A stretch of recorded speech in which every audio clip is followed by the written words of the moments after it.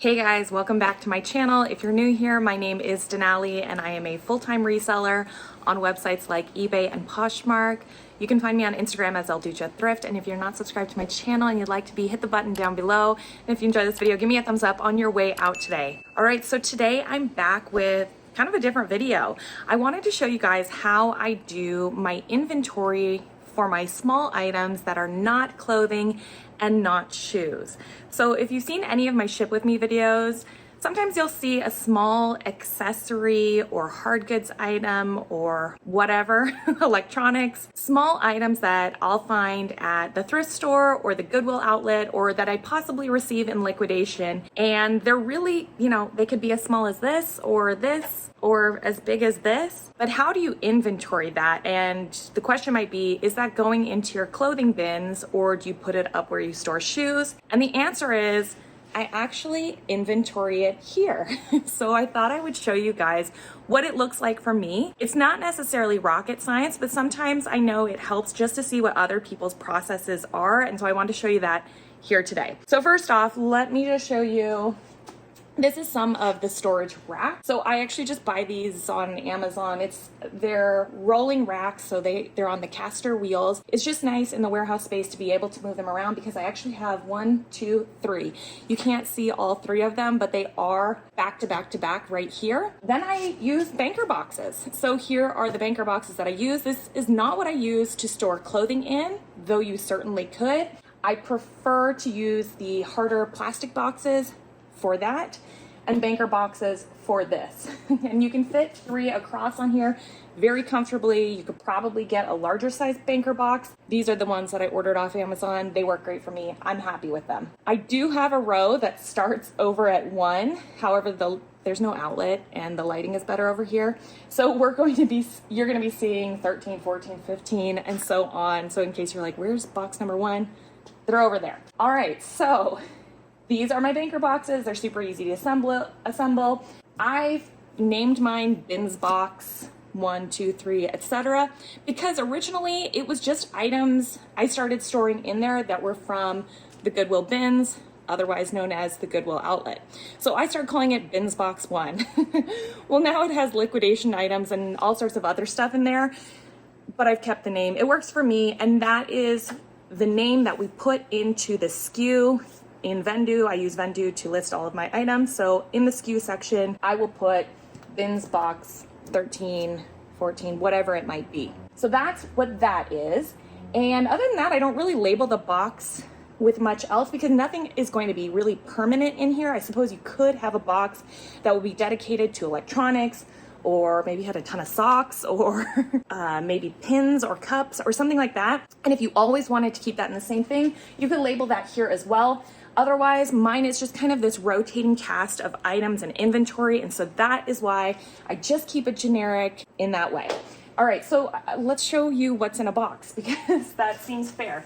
So you'll see that my boxes are, kind of slanted here. The lids are kind of slanted, and that is because they're full. They get really full sometimes, and as much as I kind of try and press it down, it still might go up in one direction. And so, in terms of aesthetically pleasing, do as I say and not as I do in this way, which means don't overfill them. But, it's like when you're bringing in the groceries from the car, you carry in more than you really can. So for these, when I go to pull an item, obviously I'm just lifting the lid off here, or if I'm restocking them, and then I think you can see here, right? It's really full.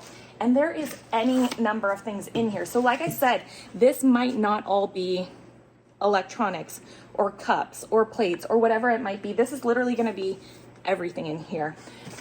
These are pretty durable.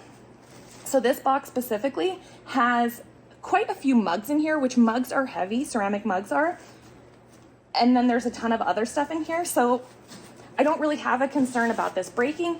And even if it did, this is again why I went with the banker's box. They just don't cost that much. So if I have to buy new ones and replace that one, I'll just recycle the old box. All right, so what do I keep in here? Well, I've got an AirPods Pro case. Super cute. If you need an AirPods Pro case, I'm like, first I need to find my AirPods Pro. Let's start there. Then, like I said, I've got a ton of mugs. I have these really fun, I don't know if you can see them, but they're Disney mugs that I got in liquidation. and of all different styles, and yeah. So I've already bubble wrapped these just because I wanted to keep them safe. Look how fun that is. So I bubble wrap them just to keep them safe. Of course, we'll do more packaging when we actually go to ship them out. But for storage, I, bare minimum, wanted to make sure that they had some sort of protection here inside this box. There's a lot of them. But let me see what else I can show you. There's a lot of weird stuff in here, guys. Okay, here's a pair of some sort of slimming shapewear item. There's a Texas Instruments calculator. There is, what else is in here? I'm trying to find everything. There's a gua sha tool. This one's a stainless steel one. There are chest covers. These are called Nippy Skin. So this is one box for you. And again, I just stuff the items back in here. And how much should you stuff it? That's really up to you. If you do overstuff it, or if you have, a lot of unique items in here, it might take you a little bit longer to find that piece of inventory when you go to pull it. So just be aware of that. Like I said, I put all of these mugs in here together just so I could kind of keep like items together. Let me find another one I can show you. Hold on. Okay, here's another one. This one's pretty lightweight despite it being very full. And I actually think I topped this one off yesterday. So here's what it looks like on the top. This is a purse. Actually, I received, this is a fun little update. If you saw my Coach Rescue Box unboxing, I received and was hoping for a vintage Coach bag. And so anyways, I cleaned this beauty up, dun, dun, dun, and gave her a little bit of reshaping. And so now I put it into this dust bag that I received from The Real Real. I'm just reusing it, and I'm storing the handbag in here on the top of this bin. So that's in this box. Here you can see everything else that's in here. This one's a little bit more organized than the last one. I've got these swaddling blankets, ton of them. Some blue light blockers, cute. There's, let's see if I can get this one out. A Google Nest hub. So as you can see, for me, there's not a ton of rhyme or reason here, and there doesn't really need to be, because all I need to know is what's the box number, bins box 23. I'm going to go grab that, and so then when I see, oh, I sold the E-Spec blue light blocking specs for kids, I open up this box, I find them in here, I grab them, and I take it back over to my shipping station, and I'm ready to ship stuff out. And then once I grab the item out, I'm just going to place the items back in here, close it up, and then we're good to go. I'll put it back on the shelf. That one actually goes towards the bottom. So you might be asking yourself, well, how do you know which bins to fill?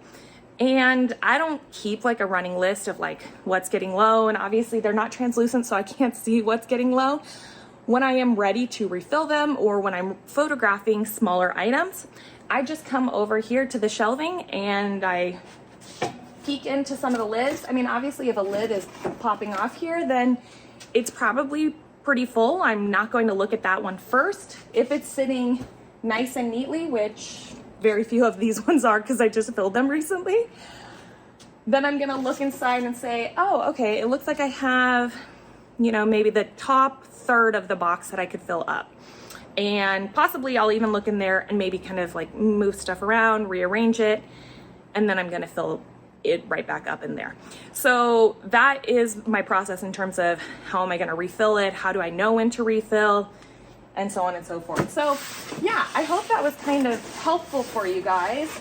It's not a very expensive process, and certainly you don't have to have a shelving system like I do. You could just, especially if you don't need to fill up that many boxes, maybe you have, let's say 12 or less, right?